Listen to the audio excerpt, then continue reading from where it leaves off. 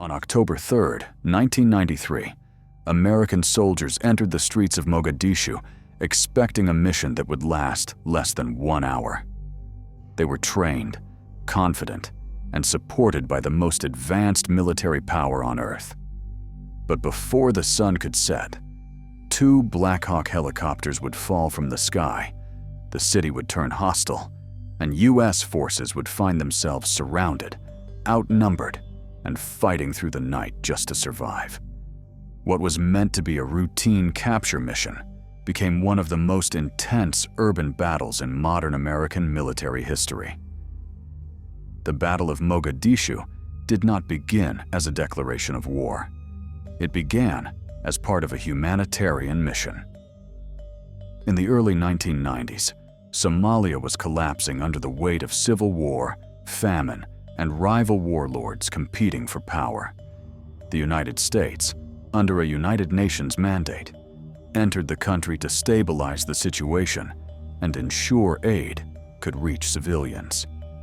But as violence escalated, attention shifted toward one man, Mohammed Farah Aidid, whose militia directly challenged UN forces and American troops on the ground.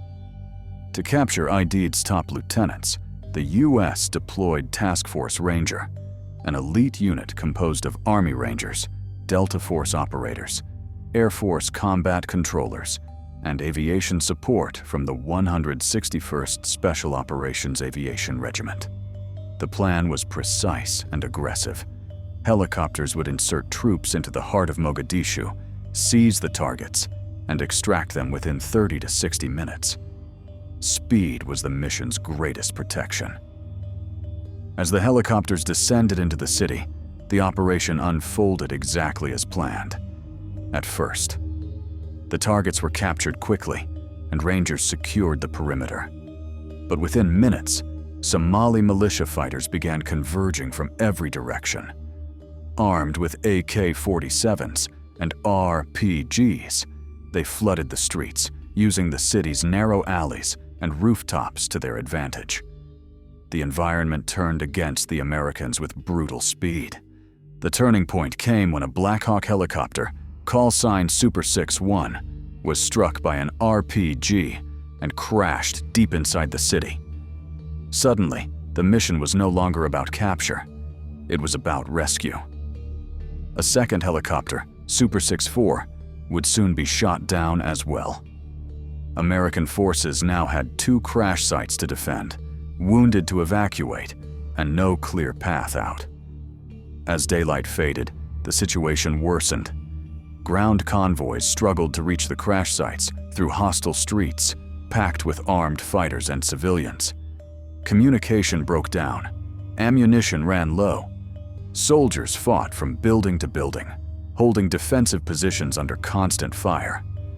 What had been planned as a short operation became an 18-hour battle for survival.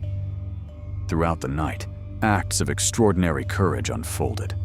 Soldiers volunteered to defend crash sites, knowing they might not make it out. Medics treated wounded under fire. Small teams held their ground against overwhelming numbers.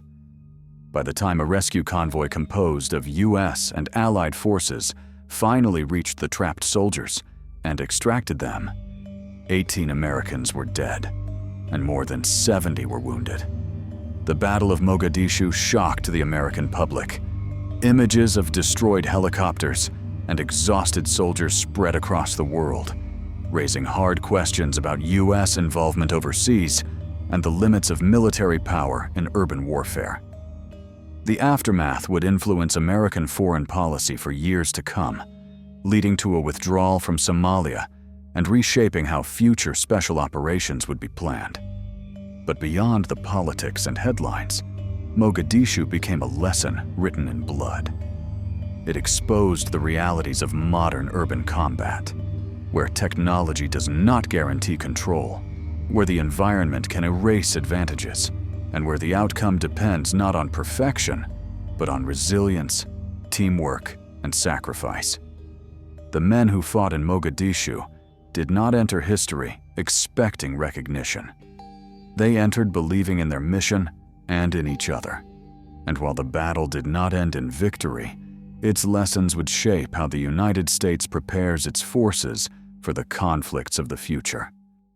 Join the channel and explore more real military stories. This is Tactical Past.